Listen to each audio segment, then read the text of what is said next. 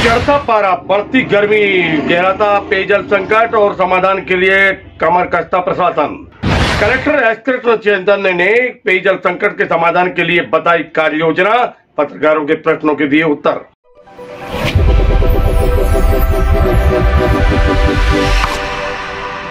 नमस्कार, समाचार विस्तार से। भीषण गर्मी, चढ़ता पारा और गहराता जल संकट। जी हां, और ऐसे समय में चारों ओर हाहाकार मच रहा है। दो बातें सामने आती हैं, एक तो वितरण व्यवस्था, दूसरी जगह पेयजल संकट। अगर पानी है तो उसकी वितरण व्यवस्था, और नहीं है तो क्यों नहीं है, इसके लिए भी विचार और समाधान के लिए योजना। ऐसे ही विषय को लेकर दमोह कलेक्टर एस कृष्ण चैतन्य ने संयुक्त कलेक्ट्रेट भवन के सभा कक्ष में एक कार्य योजना पत्रकारों के समक्ष रखी। अपनी सुनाई और पत्रकारों की सुनी भी। समाधान के लिए क्या क्या हो सकता है यह बात रखी, और समाधान किस प्रकार हो सकता है उसके लिए सुझाव भी आमंत्रित किए।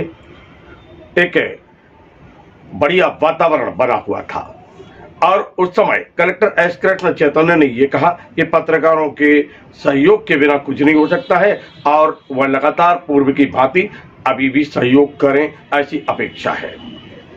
क्योंकि जल संकट जो है वह दो प्रकार का है। कई जगह पे पानी है, लेकिन उसकी वितरण व्यवस्था सही ढंग से नहीं है। पानी जहां है उसके लिए किस प्रकार आम जनमानस तक पहुंचाया जाए, इसके लिए उन्होंने कार्य योजना बताई। साथ में अगर पानी नहीं है तो वहां पानी कैसे पहुंचाया जा सकता है, इस बात के लिए भी उन्होंने बात रखी।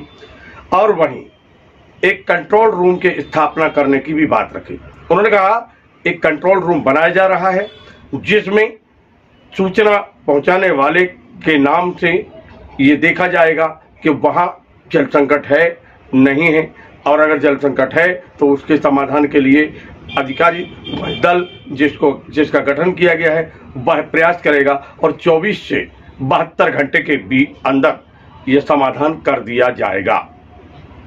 कलेक्टर एस कृष्ण चैतन्य ने नवीन सरोवरों के निर्माण और पुराने के जीर्णोद्धार की भी बात कही। उन्होंने नरवाई जलाने के प्रतिबंध की बात कही, और साथ में कहा कि प्रत्येक घर तक नल जल योजना हो या फिर अन्य योजना हो, उन योजनाओं के माध्यम से जल पहुंचाने का लक्ष्य भारत सरकार ने तय कर रखा है, और ये सरकार की मंशा है। परंतु कुछ कारण हैं जिसके चलते हम अभी प्रत्येक घर तक पानी पहुंचाने में अभी हम सफल नहीं हो पा रहे हैं, लेकिन इस वर्ष हम ये पूरी योजना को मूर्त रूप दे देंगे। लेकिन अभी हाल में हमको प्रत्येक व्यक्ति तक जल पहुंचाना है, ये हमारा लक्ष्य है। उन्होंने कहा कि निजी नलकूपों के खनन पर रोक और शासकीय नलकूप खोदे जाएंगे, वह कार्य चलते रहेंगे जो सरकारी हैं। साथ में अगर आवश्यकता पड़ी तो निजी जल स्रोतों को भी अपने अंडर में प्रशासन लेगा और पानी जन जन तक पहुंचाने के संकल्प को लेकर आगे बढ़ेगा।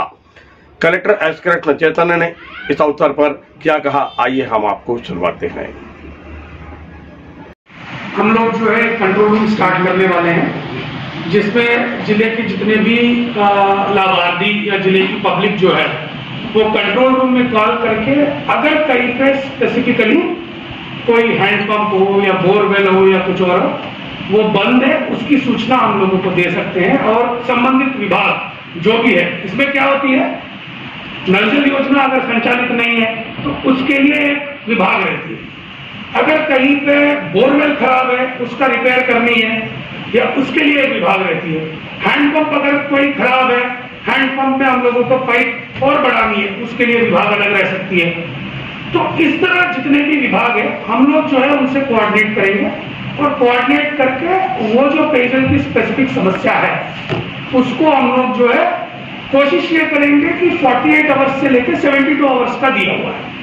हम लोगों ने अपने यहाँ पे जितने भी जिले में हैंडपंप है उसका मैपिंग कराया, गांव वाइज कितने हैंडपंप है हम लोगों ने पूरा एक लिस्ट बनाया, गांव वाइज कितने डगवेल या बोरवेल है या कुएं हैं उसका पूरा मैपिंग कराया, कौन से गांव में नल जल योजना संचालित है, और उस उस नल जल योजना से कौन सी वार्ड या किस जगह जो है आज के डेट में पानी की उपलब्धता हो रही है उसको हम लोगों ने मैप कराया।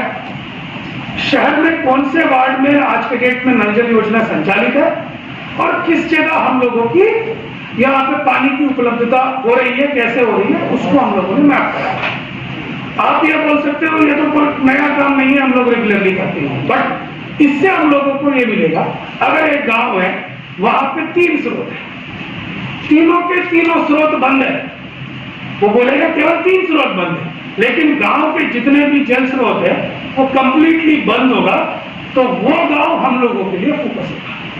वो गांव की रिपेयर करनी या वो गांव में कोई प्राइवेट जल स्रोत होगा उसको अधिग्रहण करने की, वो गांव में बोर करने का, अगर वहां पे स्रोत ही नहीं है, अब बिल्कुल है ही नहीं है, पानी ही नहीं है, उस गांव में पानी की पहुंचवाने के लिए परिवहन की व्यवस्था कहां से करनी है, वो गांव हम लोगों के फोकस एरिया होगा।